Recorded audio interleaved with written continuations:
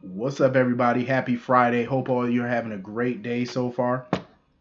Thank God the weekend is upon us. This week felt like it was a long week, too.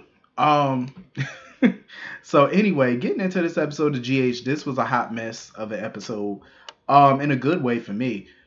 Um, so apparently Sean Blakemore, who plays Sean on GH, apparently he's leaving. Again, he's gonna exit. This time though, it was his decision to leave. Because I guess he had some obligations or whatever that prevents him from being on the show. So best of luck to him.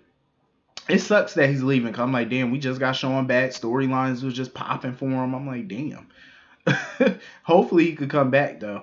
I had a feeling he was gonna be leaving, especially after the dialogue that he had today with Alexis about moving to San Francisco because he wants to expand the Invader out there or whatever on the West Coast. Um, and it was so funny because he told Alexis, "Oh, give me a good reason." He said, "I got a million reasons to move, but give me one reason why I should stay." My first thought was, your son. And I'm glad Alexis told him. She was like, TJ and Molly. I said, exactly. Why you acting like you ain't got no child?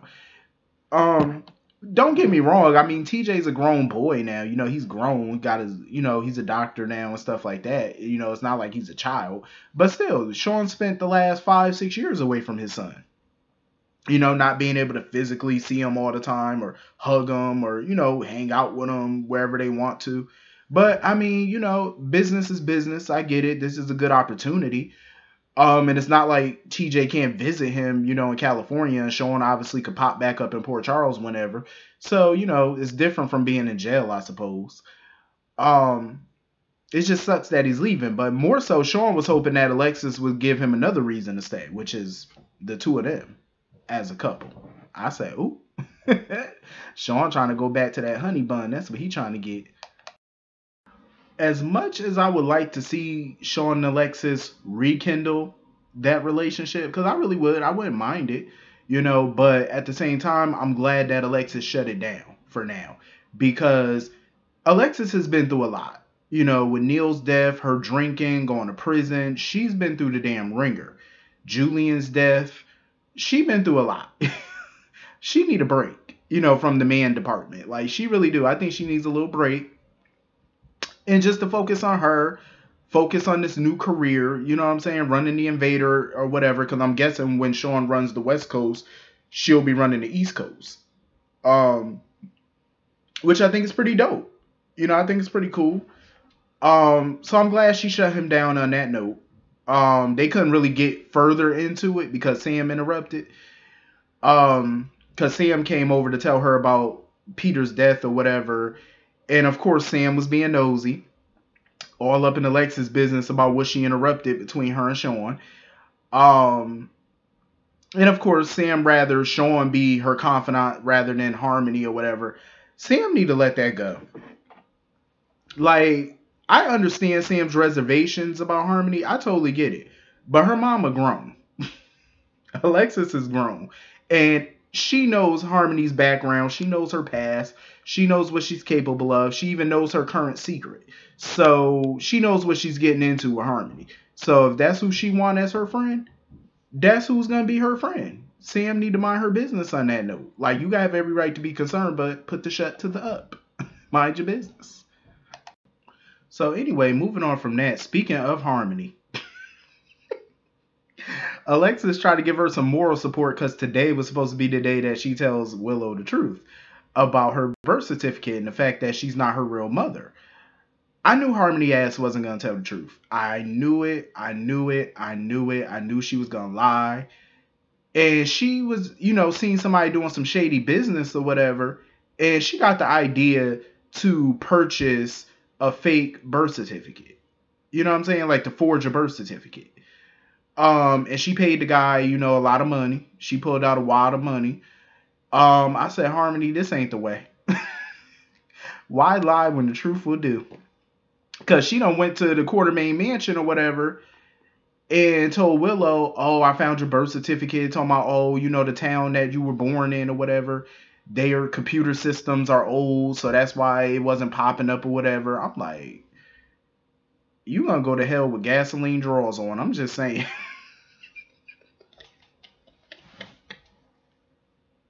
Harmony need to stop the bullshit. Tell that girl the truth that you ain't her mama. Damn. Because the truth, Alexis done warned her already. Like, the truth gonna come out whether you like it or not.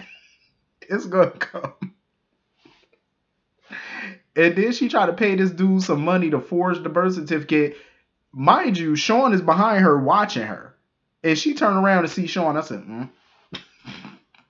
you better get a little bit more money out because you're going to need him to keep his mouth shut about what he just saw your crooked self do. Like, and Shawn was trying to give her the benefit of the doubt too. You know, because he was hoping for Alexis' sake that this girl was going to try to change her life. People like Harmony, they try to change, but as far as like expecting them to fully do a 360, it's not going to happen. Harmony is that type of person. She's lying because she feels like she has a good reason for lying. Like, she's not doing it to be malicious or evil. She's doing it to protect the relationship and the bond that she's had with Willow all these years. But I'm like, you're doing more damage to it than, you know, doing more harm than good. Because when Willow finds out, and she will, Willow not going to want nothing to do with this girl. She not going to want nothing to do with her.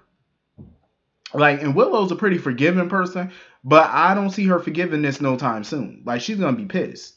Now, if she would have just came out and told her, she still would have been angry, but I think she would have understood and forgiven her. But you trying all these different tactics to keep covering this lie up, that's what's going to piss her off even more. That's all she doing. Like, you're not doing nothing but pissing this girl off even more. And I'm like, that's a fool's move. I'm just saying. And by the way, just for the record, Monica, it's always good to see Monica. Monica be looking good. Like, she is, what, 77, 78 years old, somewhere around here? Monica be looking good. Like, listen, she must be getting some young meat or something, because she be looking, she must got herself a young man. But, you know, I'm just playing around when I say that, but I know Monica Leslie Charleston takes very good care of herself, I'm sure. But she looks really good. You know, that woman don't age. Like, she really does look amazing for her age. And it's always great to see Monica. I want to see her more though. You know, Monica need her own storyline. Like, seriously, they need to give her a story. Like, finding a new man or something. You know, getting her groove back or something. I just want to see her do something new. You know, I'm tired of seeing Monica once every couple months or something. Like, I want to see her with her own story for once. I know she's not a main character anymore, like she's recurring, but they can give her a storyline. Don't be just wasting good talent like that. But anyway, moving on from that, Elizabeth need to stop this mess, these double shifts and stuff, because even Finn is worried about her, because she literally just working herself into the ground at this point. Like, all these double shifts that she doing and stuff like that, it ain't healthy. It ain't good. Plus, she got this drama going on with somebody messing with her or her messing with herself. At this point, I don't know what the hell going on with her. Because she confided in Finn about, like, what's been going on, about the wedding dress and her getting locked in the studio. Like, she's, like, all this weird stuff that's been going on with her lately. And Finn keeps thinking that, you know, is it possible that it's the boys doing this? I agree with Liz. I don't think her sons would do this. I really don't think they would go through to those lengths. Like, even if they're feeling some type of way, I don't think they would torment their mother that way. You know what I mean? I would hope not. But I don't think they would. But they need to figure out what's going on. And I'm glad that Elizabeth called Betsy, you know what I'm saying, to make a visit or whatever to figure this mess out. I don't know. Somebody's doing this to Elizabeth, or Elizabeth really does have a split personality at this point.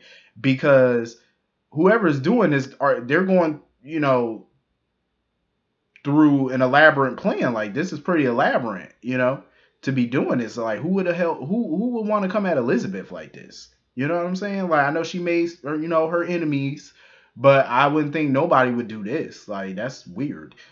Hopefully we get it figured out soon. But I've seen some people on Twitter going crazy over the fact that Sam was the one to tell Elizabeth about Peter's death and not Drew or Anna. I didn't see a problem with it. Like, what is the issue with Sam telling her? Like, what's the big deal?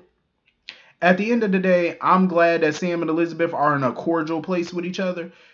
And Sam pretty much told Elizabeth, listen, I got your back. Yeah, we had our differences over the years, but I got your back. And Elizabeth was like, I got yours. It's been a long time coming for them. I'm glad that they finally are in a place where they can be cool with each other. Because for years it wasn't always that way. Like they've done a lot to each other and they've been through a lot, and all of that was because of Jason. So I'm glad that they're finally at a place now where it's water under the bridge. Because some things that they both did to each other, I personally probably wouldn't forgive. Like I'm just saying, like Sam just sat there while her child was getting kidnapped, and Elizabeth done alter DNA to make it look like Sam's son was still dead. Now that's some shit I just couldn't forgive, but that's just me. Uh, I would have had to beat your ass. You did some stuff like that to me. I'm just saying that's fighting. It would have been on sight every time I seen you, but that's like I said, that's just me. But I'm glad that they working it out. That they're not throwing a hissy fit at each other or whatever. That they're getting cordial. Because I'm glad that Elizabeth now knows that the man is dead. The man who murdered her husband is gone. He's no longer living. Thank God for that. Um, because Sam, Dante, Drew, they're all pretty much making the rounds right now, letting everybody know, whoever, that Peter's dead. Um, I'm starting to like Sam and Dante as a couple. I don't know, it's something new. I told y'all a million times, my reservations for them becoming a couple was because they share siblings and whatnot. Plus, Sam done boned a couple of dudes in Dante's family. I'm just that's why it's just weird for me. Like in the beginning, it was very weird because I'm like, she done had sex with his uncle, she done had sex with his daddy, got pregnant by his daddy. I'm like, it's just weird. It's, like, it's too close to home. It's like, damn, you done had 3 Corinthos dicks. I'm like, well, ugh. I'm just saying, you done sat on 3 of them already. I'm like, damn, is Michael next? I'm just.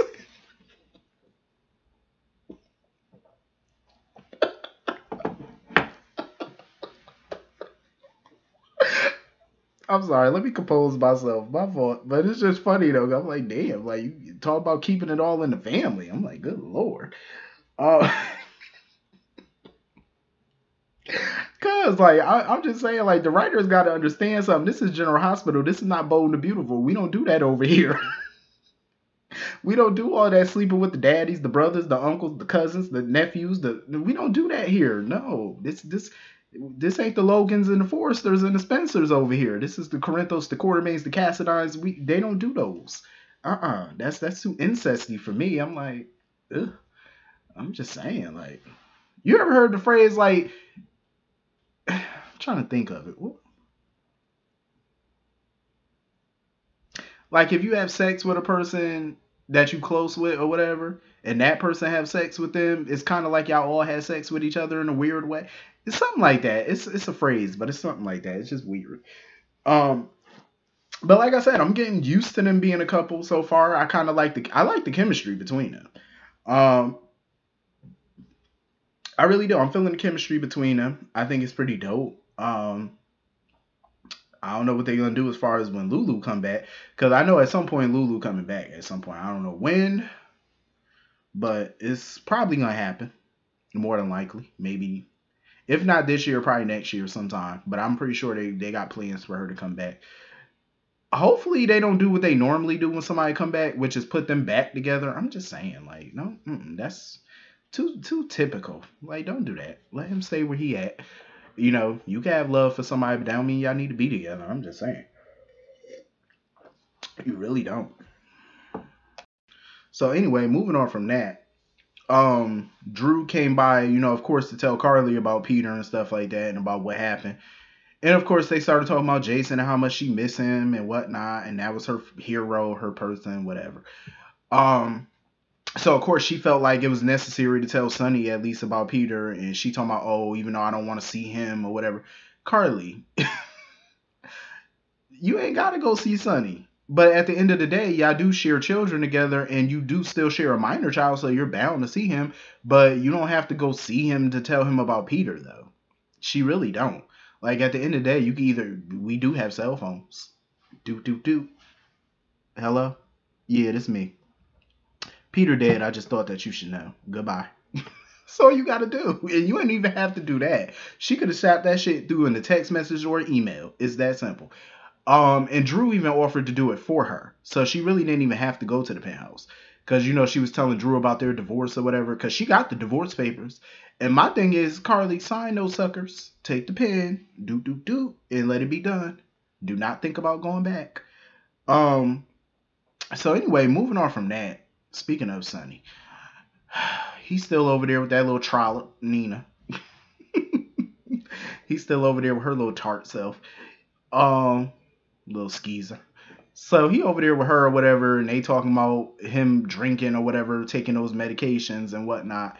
I do agree with her on that. Like, he do need to chill out with the drinking with the meds, because that ain't a good look. I'm just saying, you're going to mess up your situation by doing that. Your mental, it's not going to be right when you taking those pills. Like, you going to do more harm than good doing that foolishness.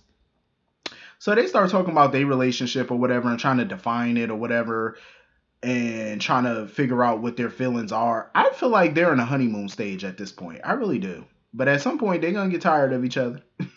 Once all the craziness start happening, like she thinks she in love now. I'm like, yeah, okay. Wait until these mob wars break out and he start throwing barware and shit, then you gonna be ready to run. I'm just saying. And Nina get on my nerves because she always talking about, oh, I don't want to make the situation worse. Ma'am, the man is going through a divorce partially because of you.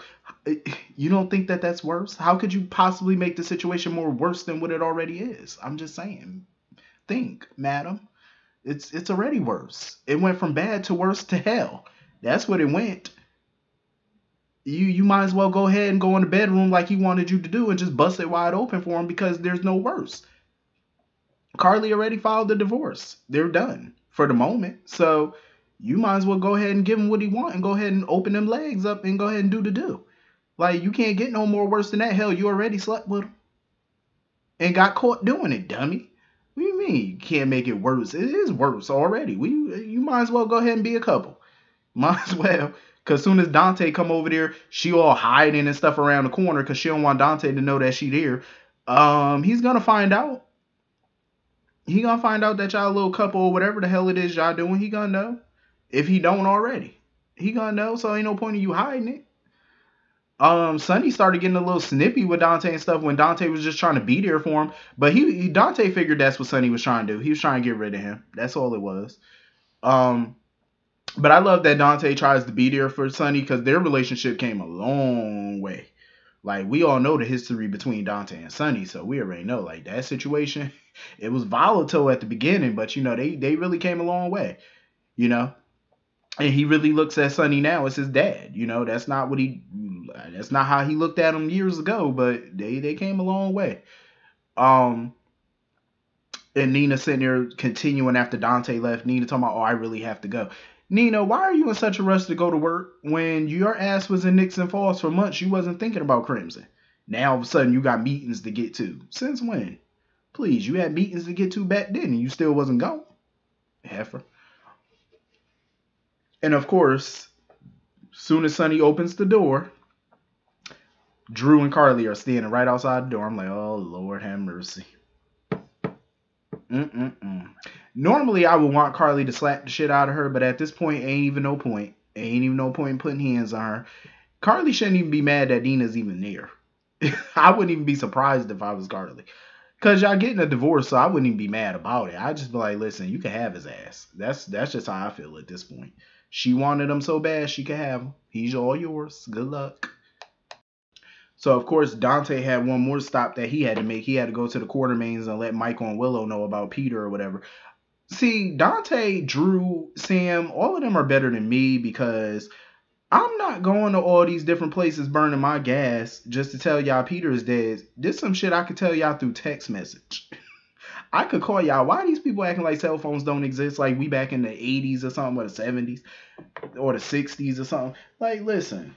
That's why we have cell phones. Like, there's certain things I need to tell you in person, and there's certain things I can tell you via text or a phone call. That's something I could call you and tell you. I ain't got to burn my gas coming all the way out yonder to tell you this shit. I'm just saying, like, I'm not about to do all that. But anyway, this was a pretty good episode. I enjoyed it. Hit the comment section. Let me know what y'all thought about it, and I will see you all later. Hope you all have a great weekend. Have a great night. See you on Monday. Peace.